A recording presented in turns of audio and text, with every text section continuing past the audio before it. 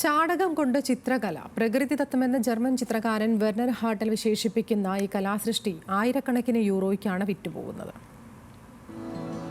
ജർമ്മനിയിലെ ബവേറിയയുടെ തെക്ക് നാട്ടിൻപുറത്താണ് വീടിനോട് ചേർന്നുള്ള വെർണർ ഹാർട്ടലിന്റെ കൊച്ചു സ്റ്റുഡിയോ. നേരത്തെ ഒരു പശുത്തൊഴുത്തായിരുന്നു അത്. പങ്കാളിയും 3 മക്കളും അടങ്ങുന്ന വെർണറിന്റെ ദൈനംദിന ജീവിതം പ്രകൃതിയോടിണങ്ങിയതാണ്.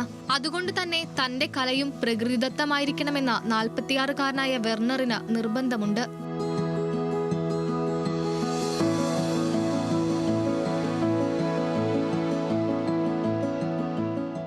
സസ്യങ്ങളുടെ ചാറുപയോഗിച്ചുള്ള ആദ്യകാല ചിത്ര പരിശീലനങ്ങൾ അങ്ങനെയാണ് ചാണകത്തിലെത്തിയത്.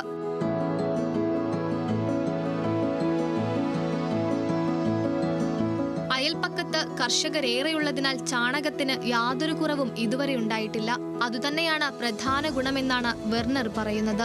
സാധാരണ മഷി കൊണ്ട് വരയ്ക്കുന്നത് പോലെ തന്നെയാണ് ഇതും. പക്ഷേ ഉപയോഗിക്കാൻ പാകത്തിന് ചാണകത്തെ പരുവപ്പെടുത്തിയെടുക്കാൻ കുറച്ചു പാടുപെട്ടു. പക്ഷേ ഈ വേറിട്ട ചിത്രകലാശൈലിയോട് നെറ്റിച്ചൊളിക്കുന്നവരുണ്ടെന്ന് വെർണറിനറിയാം. ദുർഗന്ധമാണ് പലരുടെയും പ്രശ്നം. പക്ഷേ 200 യൂറോ മുതൽ ആയിരങ്ങൾ വരെ ചെലവഴിച്ച് വെർണറിന്റെ ചിത്രങ്ങൾ വാങ്ങുന്ന കലാസ്വാദകർക്ക് അതൊരു പ്രശ്നമല്ല. ചിത്രമുണങ്ങി 2-3 ദിവസത്തിനുള്ളിൽ മണമില്ലാതെയാകും എന്നാണ് സംശയിച്ചു നിൽക്കുന്നവരോട് വെർണർ പറയുന്നത്. 1960-കൾ മുതൽക്ക് തന്നെ വീടുകളിൽ തറമെഴുകുന്നതിന് ചുണ്ണാമ്പിനൊപ്പം ചാണകം ഉപയോഗിച്ചു വരുന്ന രീതിയുണ്ടെന്നും പഴമയെ ചൂണ്ടി വെർണർ വാദിക്കുന്നു. International desk, news Malayalam.